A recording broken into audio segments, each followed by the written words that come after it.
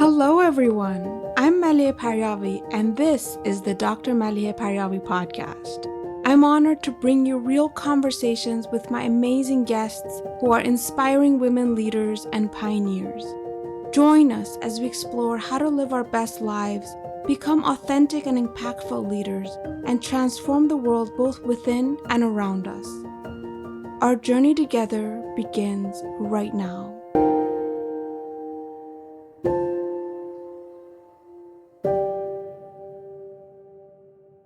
I'm here with Dr. Kristin Neff, who is a professor of educational psychology and a pioneer in the field of self-compassion. Kristin, thank you so much for joining me on this podcast. I'm really happy to be here. Thanks for inviting me. Of course, it is so wonderful to be speaking with you. And for our audience who don't know this, we connected for the first time about 7 years ago while I was still a doctoral student. And I reached out to you after discovering the transformational powers of self-compassion in my own life. And I really, really wanted to find a way of incorporating it into my doctoral research. But while I wasn't able to bring the topic into my dissertation, being self-compassionate helped me to finally finish it. and and I have brought it into every other area of my life and every aspect of my life, and have seen the practice and the journey really transform the lives of my clients, my family members, my friends. And while I really believe that we need to always be self-compassionate, if there was ever a time to start, I really believe that time is now with everything we've all been dealing with this pandemic this past year. That's why I think it's so important to be having this conversation, and not just the benefits of why is it so important to be self-compassionate, but how it can really empower us internally to truly thrive and enjoy the process. So I appreciate you being here. And just so we really all start from the same point for our audience, could you just explain to us what is self-compassion? So it's actually quite simple. Self-compassion is just compassion turned inward. So we know what compassion feels like when a friend or a loved one comes to us who's struggling with something, right? And typically we're there for them. We listen to what their troubles are. We try to help them in some way. We're warm and supportive.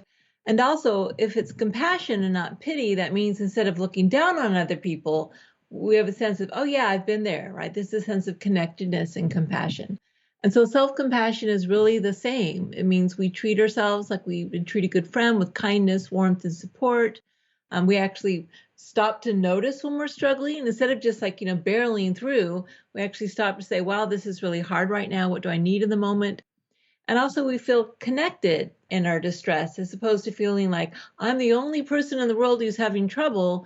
We just remember that, well, the human experience is about imperfection. That's what it means to be human. And so we feel less isolated in our struggles. And the research is just overwhelming, showing how good it is for our mental health. Well, I can imagine some people might be listening and thinking, oh no, if I start being kind to myself, I am just gonna engage in destructive behavior. I'm not gonna get off the couch. I'm gonna have donuts all day. I'm gonna let Right. myself go. I'll never get anything done. I'll just be a lazy bum and a failure. What does the research say about whether this happens or not when people engage in self-compassion? Yes. So it's the exact opposite, right? So remember that compassion, by definition, is concern with the alleviation of suffering. And if you never get off your couch and you eat donuts all day and you give up at everything important to you, you're going to suffer, right? And so what we know is that self-compassion actually enhances motivation. It makes you more likely to get up off that couch and to try hard. And if you stumble, to keep, pick yourself back up and keep trying. The difference is why you're motivated to get off that couch or why you're motivated to reach those goals. It's not because you're unacceptable as you are, and that if you don't get it right, you're going to shame yourself. It's actually you try because you care about yourself and you want to be happy. And so that because of that motivation is a positive motivation as opposed to a negative motivation, it's much more sustainable over time. And it's actually a lot more effective. And again, there's a lot of research to buttress this point. Well, that's great to hear, but something that's always puzzled me about this concept is why is it that we can easily accept the idea of being kind to other people and giving compassion to other people. But when it comes to being kind to ourselves, there's such resistance. Where does that come from? Yeah, I think there's two main sources. Some of it is culture. Our culture says it's a good thing to be compassionate to others, but our culture doesn't tell us we should be kind to ourselves. Again, there are a lot of myths and misconceptions, like the idea that, it's confusion with self-pity, or the idea that it's going to make you weak, or it's going to undermine your motivation, or that somehow it's selfish, when the research shows the exact opposite. But I think there's also a more basic reason, and that is how we deal with threat. So typically, when we're threatened in some way, we go into fight, flight, or freeze response. And it's the first and most quickly and easily triggered response to any sort of danger. So when my good friend is threatened in some way, let's say she's failed or made a mistake or has something really difficult in her life, I don't feel so personally threatened. So I can support her using, what's called the mammalian care response. It's kind of a slightly newer evolution of the brain, where we use attachment and feelings of security and closeness to feel safe. But when I fail or make a mistake, I feel personally threatened. So the reptilian brain kicks in and it says, oh my God, there's a problem. I got to do something about it. And so what happens is we attack the problem out of fear, but the problem is ourselves, right? So we attack ourselves with self-criticism, thinking that somehow that will make us be in control, that we'll be able to control ourselves and our behavior so we'll never fail again. Or we freeze, we flee in shame, thinking that somehow this is going to keep us safe. So part of it is just basically the way we deal with safety. Because we feel so threatened when something's difficult in our own life, we use our older nervous system reaction. It's useful when a lion's chasing you, but it's not so useful when your threat is, do I look fat in this dress? It's like, we still react the same way, but it's actually not the same degree of problem. We just criticize ourselves thinking somehow it's going to make ourselves safe. But the good news in that is that we shouldn't beat ourselves up for beating ourselves up, because it just comes with a very natural desire to stay safe. It's just not that effective. That's the problem. Yeah, and it's about creating safety within ourselves too, because I do feel that one of the obstacles to self-compassion really is that fear, and That's right. possibly this fear rooted in this belief of I am not enough. That's right. Yeah. Yeah, and we go out of our way. We feel like we need to be drill sergeants with ourselves, Yes. to push ourselves, to get ourselves to a certain standard that we believe, finally, I'll be good enough at this point. I think this comes from over identifying with all these external cues of what it means to be a worthy individual, Yes. instead of really connecting with ourselves and knowing where does my own self-worth come from, and generating that internally. And I think that can be very empowering. Yeah. And so what you're kind of pointing to is the difference between self-esteem and self-compassion. So self-esteem is like a judgment of worth. I'm a good person, I'm a bad person. And usually it's based on social comparison. Well, how do I stack up compared to him or her?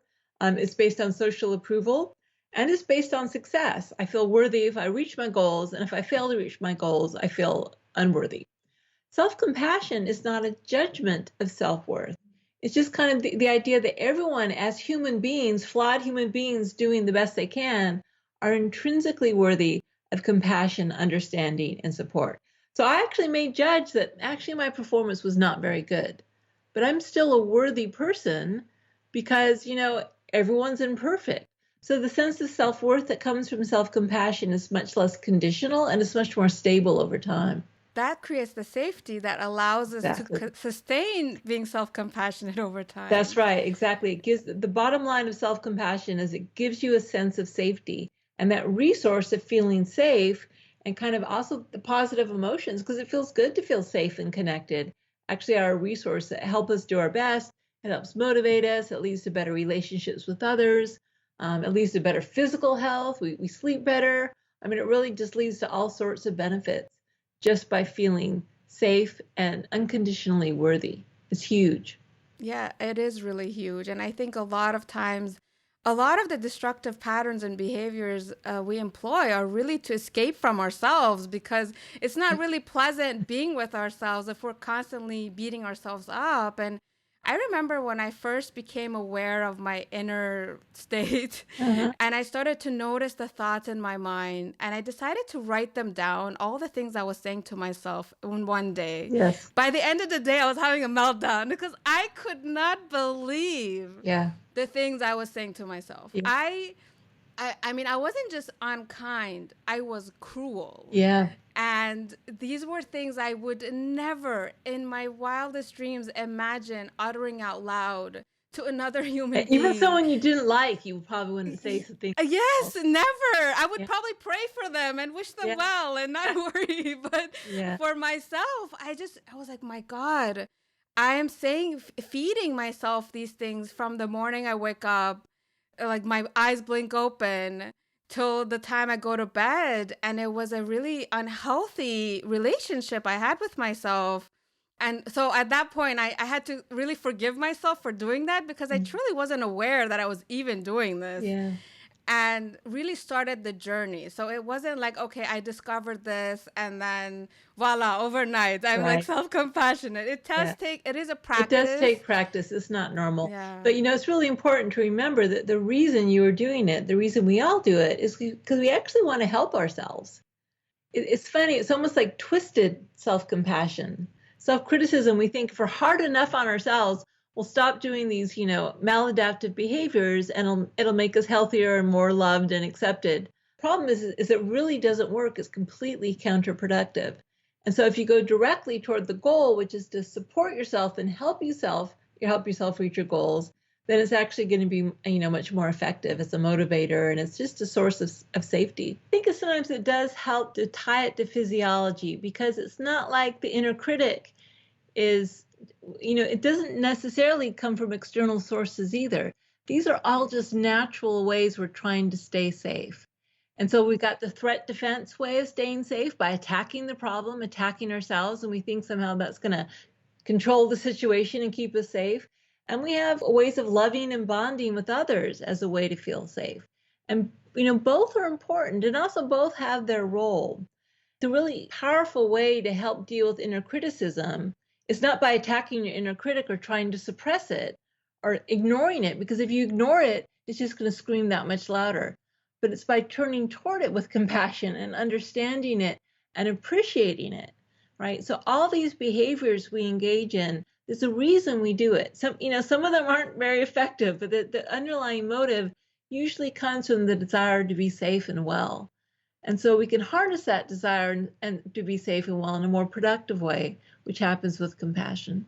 Yeah, this inner critic comes up so much. Let's break it down a little bit because I feel like I want people to really understand that this involves having a conversation with yourself. It is there to serve a purpose. It's not some demon that's trying to like make your life miserable. It is there serving a purpose. And the way I deal with it is I sort of thank it for sharing. I'm like, okay, thank you so much. I know you're really trying to protect me right now. I know that this is scary. I know this is not something we're used to, but let's take a step. I think it's going to be okay. I'll check back in with you later. You know, so I literally have this inner dialogue. Yeah, well, we have different parts of ourselves, right? And this whole systems of therapy designed around helping these different parts get into dialogue.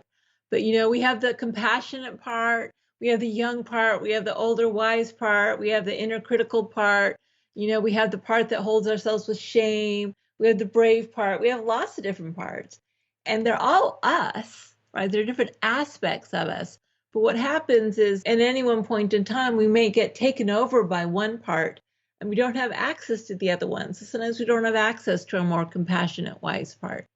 And one way to get that access is by having a conversation. It does seem silly at first, but as long as you realize that it's all metaphorical, so what? Be a little silly. Because if you think about it, the more you listen to the different parts of yourself, what you're really doing is you're just opening your heart to all your different types of feelings. You don't want to say some feelings are worth hearing and others aren't.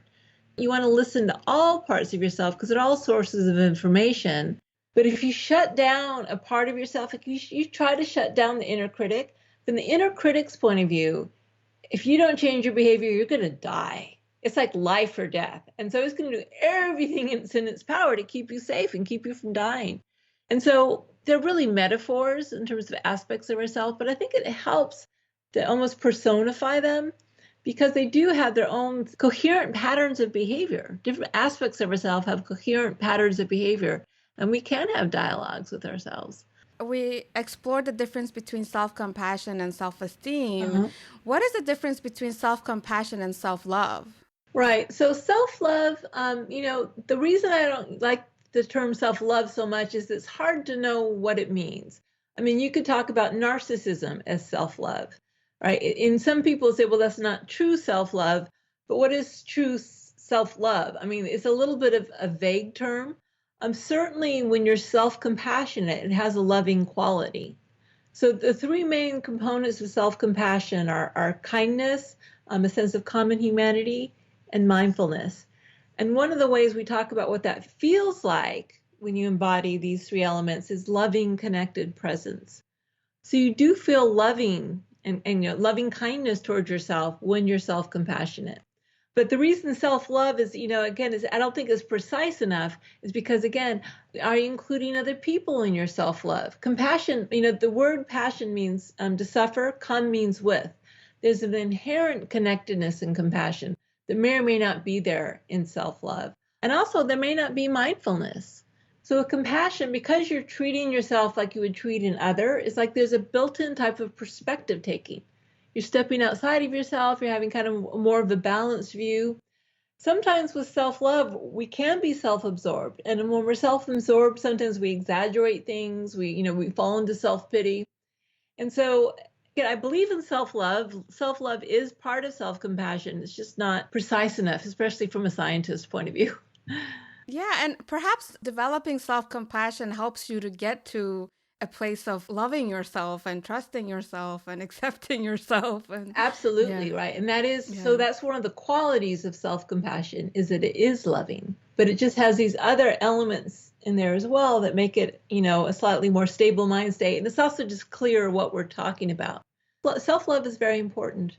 So, how do we develop self-compassion? I mean, it is a skill, and if we can develop it, correct? Oh, absolutely. I mean, research shows you can just have people write 3 paragraphs to themselves, a paragraph with mindfulness, kind of helping them validate their pain, recognize that they're, having trouble right now and kind of take some perspective and balance on it. Write a paragraph reminding themselves that they aren't alone, that this is human. It's not like they're abnormal for struggling. And then write a paragraph with kindness, like say something to themselves they would say to a good friend. And almost immediately can put people in a self-compassionate frame of mind. Anytime you choose to bring these 3 elements to what you're feeling right now, you can be in a self-compassionate mindset. The trick is how to make it last, how to make it a habit. But if you just do it repeatedly, it starts to become habitual. So one research study found that if people who wrote a self-compassionate letter to themselves, which kind of had all these elements, once a day for 7 days, that it decreased their depression for 3 months and increased their happiness for 6 months. Right. So Wow. the reason it's not as hard as you might think is because we already know how to do it. We already know how to be supportive and kind and compassionate toward other people. So it's not like we're learning a brand new skill. But what we have to get used to is it feels awkward at first to turn it inward. We have to get over the fears that somehow it's going to be unhealthy, and part of getting over the fear is just trying it out and seeing its effect, what's going to happen to you. And then really giving ourselves permission. Some of us, sadly, we don't feel worthy of compassion, right? We feel like somehow we've got to earn the right to compassion. And yet most people, if you talk about having compassion for others, the idea is you have compassion for all human beings. It's not like you've got to pass a certain number of hoops. You've got to get a college degree for me to be worthy of my compassion, right? We have compassion for people on the street. We have compassion for people in prison. We have compassion for any human being who struggles. It doesn't mean you condone their behavior, by the way. The same thing with self-compassion. It doesn't mean we condone all our behavior. It actually gives us a sense of safety to say, hey, what I did was really wrong. I need to apologize. I need to change. So it doesn't mean that all our behavior is okay, but it means that we are human beings intrinsically worthy of kindness and understanding. Yeah, that gives me hope because it is a skill and we can develop it and Yeah. practice it. And I think in the beginning of my journey, I sort of started thinking of self-compassion as just a tool and a technique, but as a means to an end. Right. Oh, I found this technique, so now I can manipulate myself Yes. into doing all those things I really want to do. Yeah. But then the drill sergeant was still kind of waiting back there, ready to pounce if it Yeah. ever needed to. Yeah. But I think as you practice and you start to notice your inner world and you start to really be mindful about your behavior and you start to observe yourself and you develop that self-trust, you develop that self-awareness. I have this tendency to do this and I have the tendency to do that, and this is how I can modify my behavior. This is how I can do better. This is how I'm improving. So over time, the whole technique mindset started to shift away, and Yeah. it's a way of really being. It's a way It of is. really and a way of healing, really having a healthy relationship with ourselves and relating to ourselves in a different way. Yeah, absolutely. So everything you said is very insightful. Actually, we have a saying in the Mindful Self-Compassion program that I developed with my colleague Chris Grimmer. We have a saying, we give ourselves compassion not to feel better, but because we feel bad. With the precise meaning being that if we use it as a manipulation technique to make our pain go away or to make ourselves perfect, then it's actually going to fail, because the bottom line is we aren't accepting ourselves as we are. Carl Rogers said the curious paradox is the more I accept myself just as I am, the more I can change. So acceptance and change, they kind of are constantly doing a dance with self-compassion. But if you try to use self-acceptance as a means for change, meaning you don't really accept yourself, the whole thing won't work. Those of us who are parents, we kind of understand this to some degree with our children. We love our children unconditionally, and yet we want them to achieve because we want them to be happy. And so, I mean, and some parents do this, hopefully most don't, but some do. They can make their love contingent on their child doing what they want them to do. They think that's going to help motivate their child. But the research shows that it's the exact opposite. It's going to make your child neurotic. They're going to have less ability to achieve. And it's really the same with us. We can't have our love be contingent on our own success or doing what we want to do. But if the bottom line is, hey, we're okay as we are, that actually gives us a sense of support and worthiness needed to achieve our best. So it's always both at the same time, but if you start using it as a manipulation strategy, it stops working. Yeah, it stops working.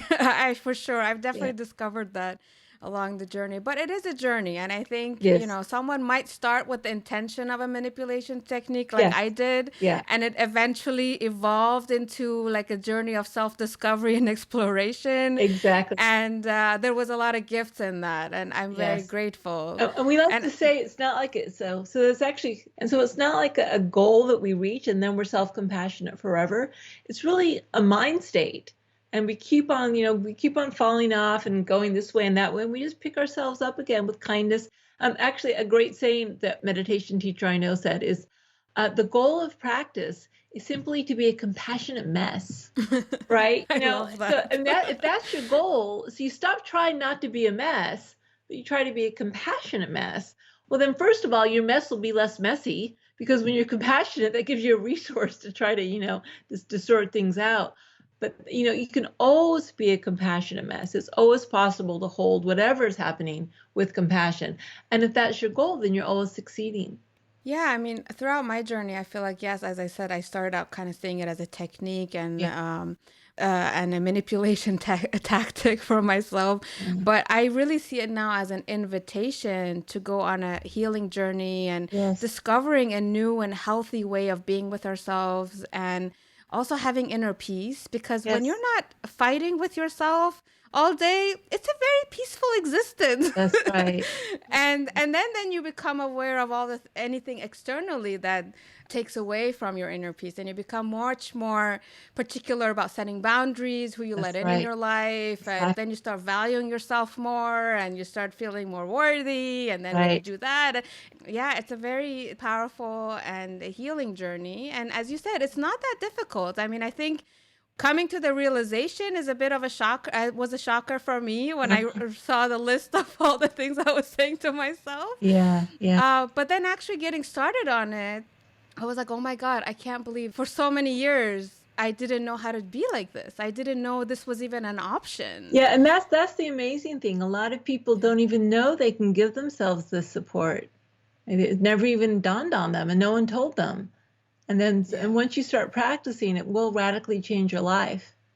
What advice do you have for people who are like so overwhelmed right now that they're like, oh, are you kidding? Like, I got to learn a new skill and like now learn how to be self-compassionate. Well, the nice thing about self-compassion is it doesn't take any extra time. You do it whenever you're struggling. And so if you're already struggling, then you already have the time. So it's a way of, it's like a mindset. It's a way you relate to your struggle. It's not like you don't have to meditate every morning to be self-compassionate.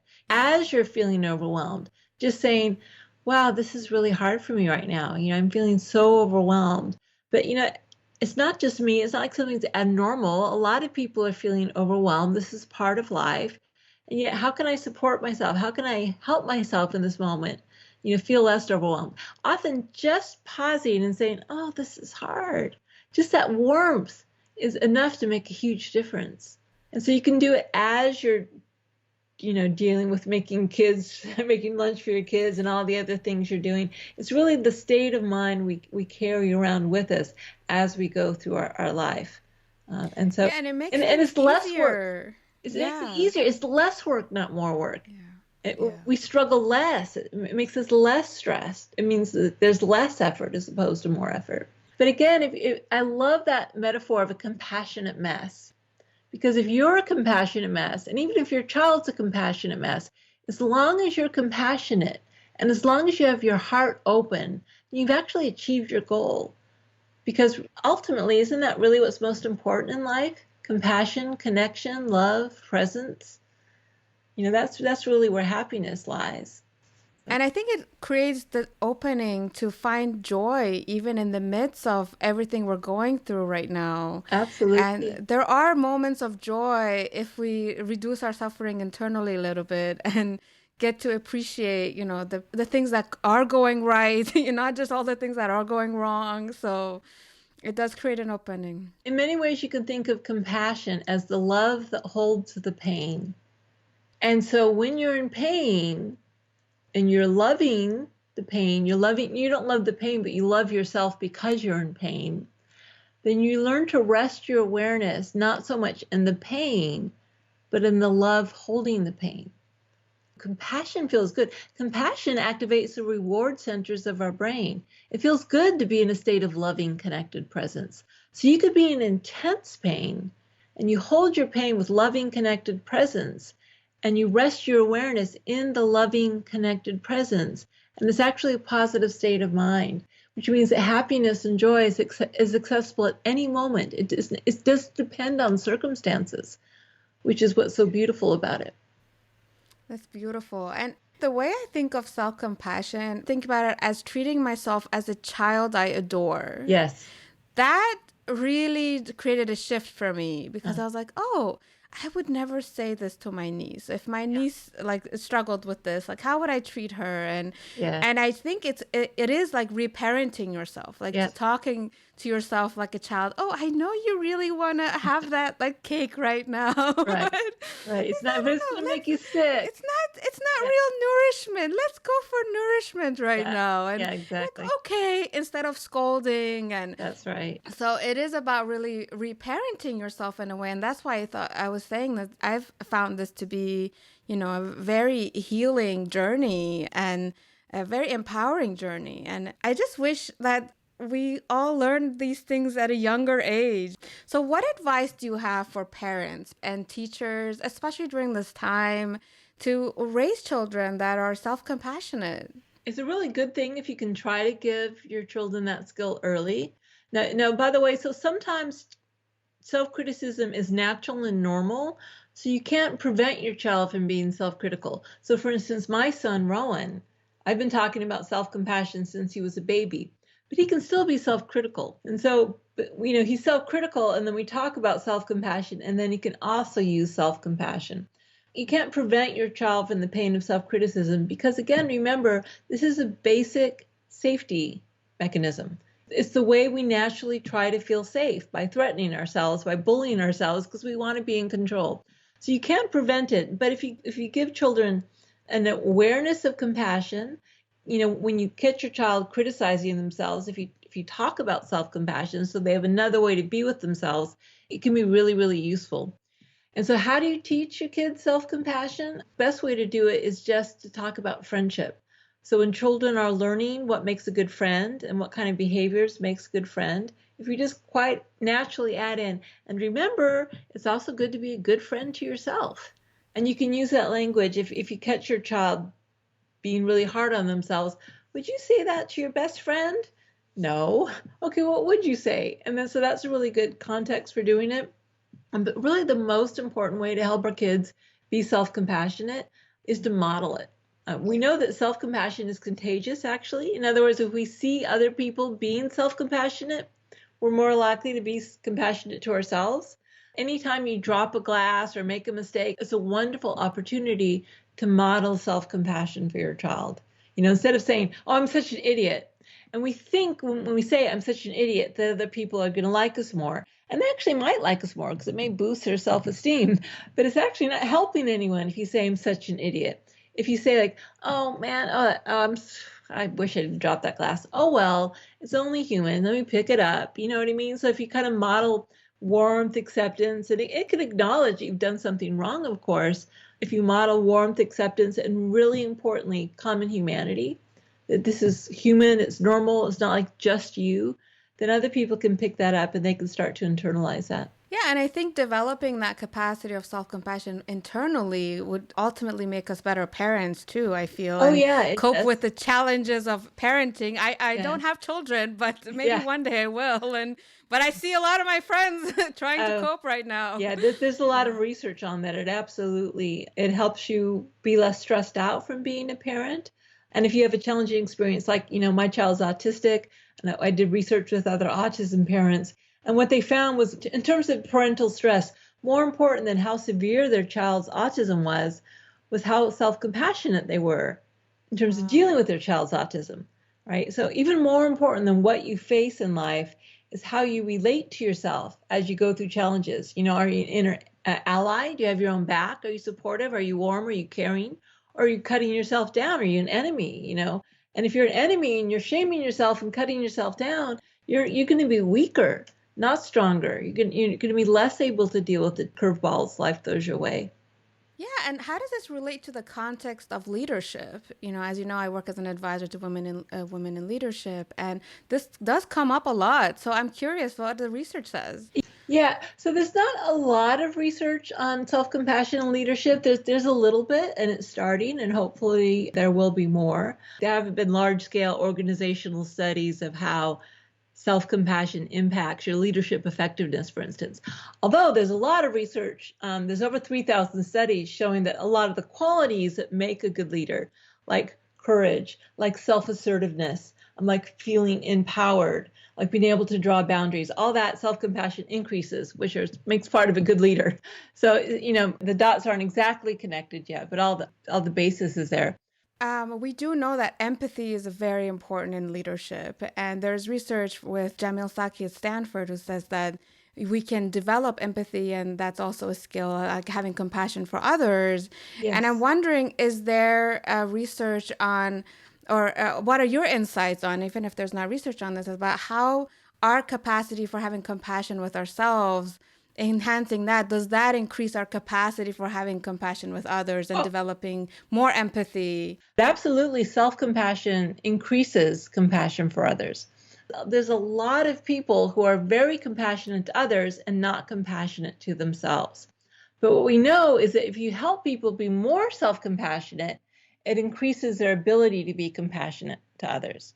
It also increases what's called empathetic accuracy, the ability to read the emotions of others. And it also reduces personal distress.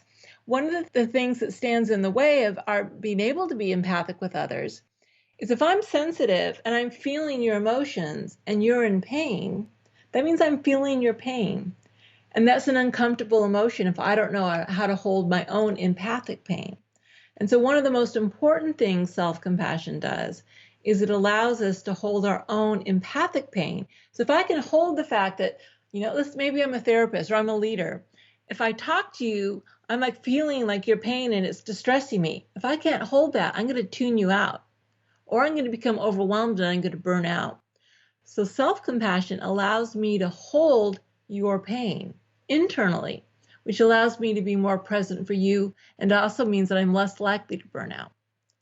Yeah, So, and also being better empathic listeners and holding space for difficult conversations, but which is a huge component of it leadership. has to go two ways. See, this is the thing. Yeah. People get it wrong. They think that I'm compassionate towards you as if it's a one-way street.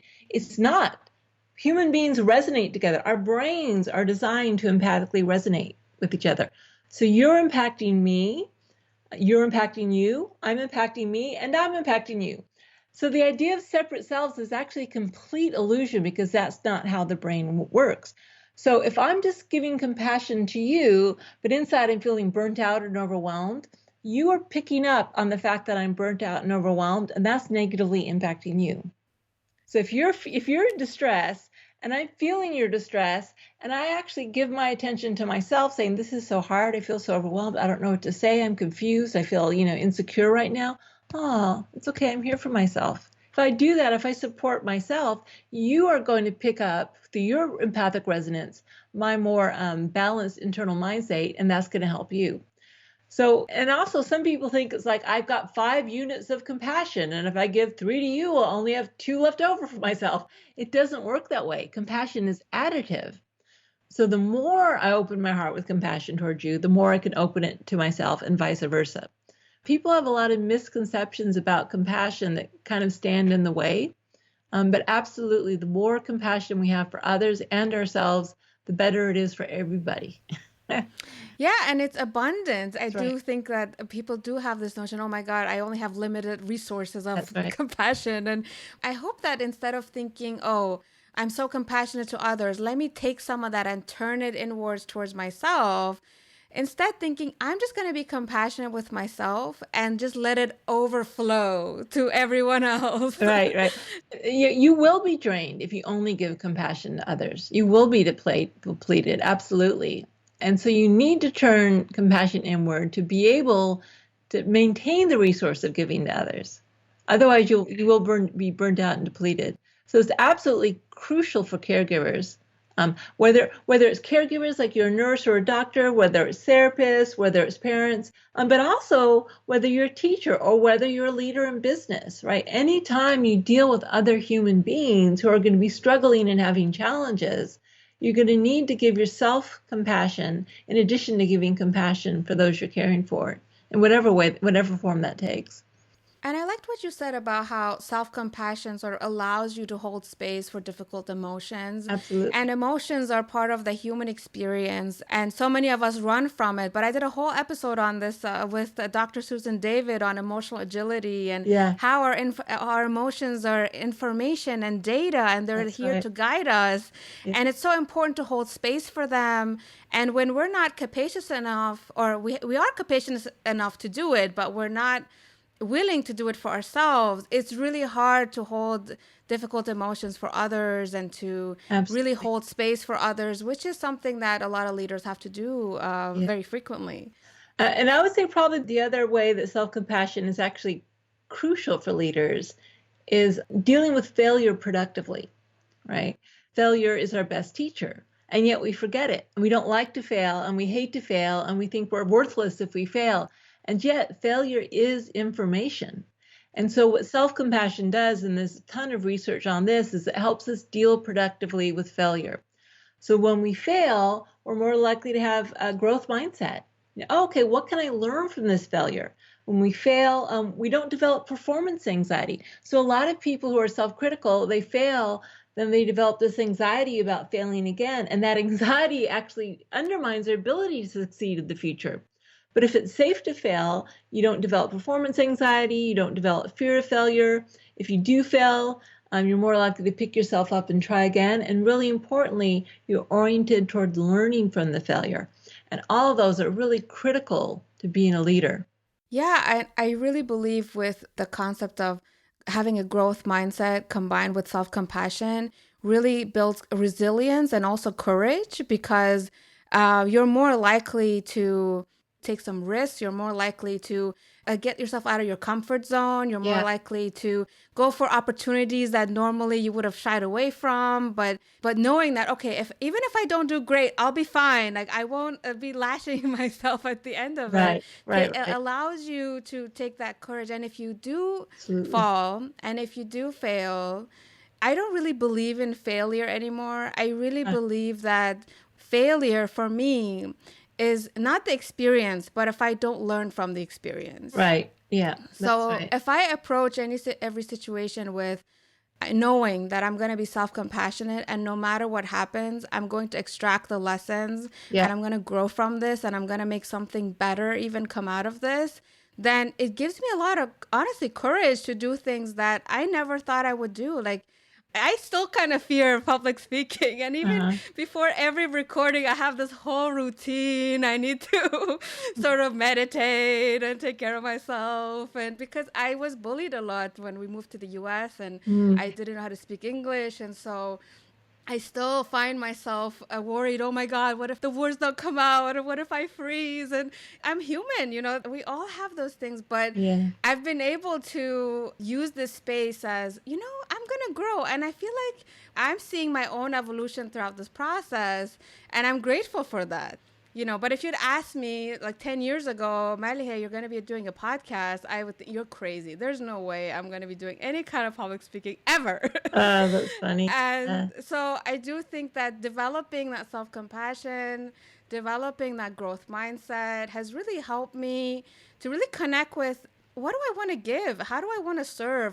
What do I want to say? How do I want to speak up? And how do I want to add value? And how do I want to give to this world? And not being so scared of the how, like when I feel like, oh, this is what I want to do, but I don't know anything about it. Well, Yeah. maybe I'll learn, and I'll learn along the way. Exactly. So, yeah, I do think that the combination of having a growth mindset and being grounded in self-compassion unleashes a lot of possibilities in life. Yeah. Well, so self-compassion creates a growth mindset. It's one of the reasons why you have a growth mindset and why you have grit. In a way, self-compassion is the foundation for a growth mindset. Right? If you don't have Wow. self-compassion, you can't maintain a growth mindset.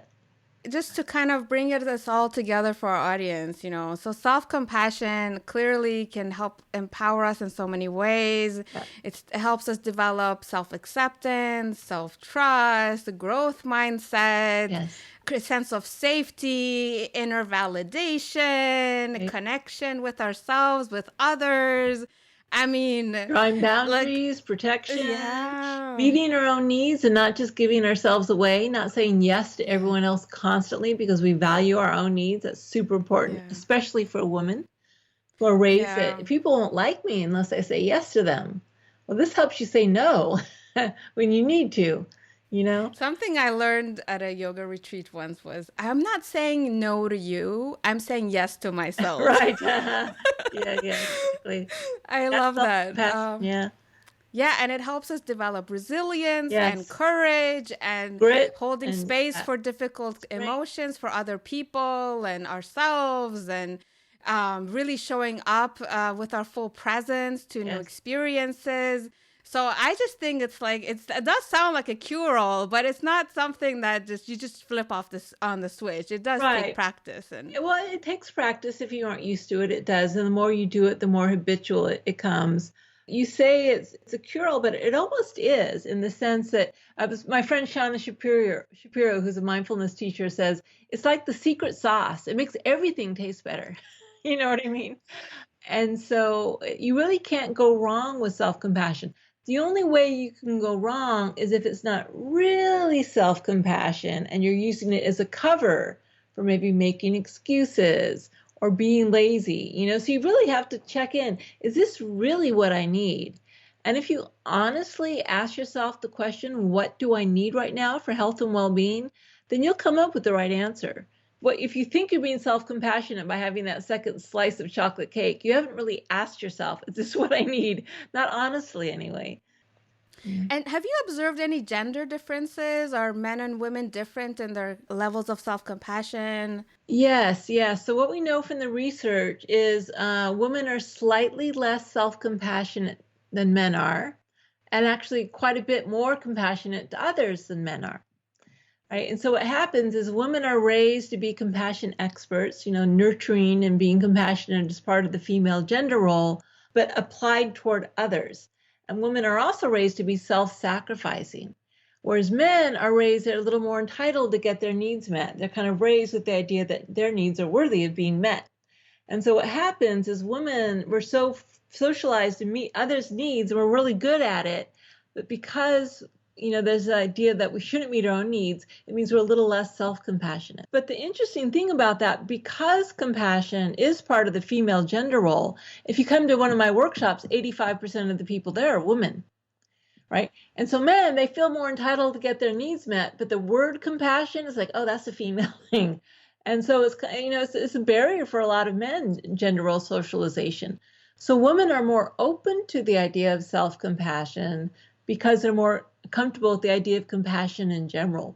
So the only trick for women is to, give themselves permission to give it to themselves. And once you tell women, if you give yourself more compassion, you'll be more able to give compassion to others and sustain it. Then like, okay, I'm all in. For men, the block tends to be more that belief. And this is partly due to gender because it's a female thing. That means it's weak and less powerful because that's the patriarchy asserting itself right there. But once men understand that compassion isn't weak, that in fact is incredibly powerful and is a strength, and it's going to strengthen their ability to get through the tough stuff and deal with challenges, then they're all in as well.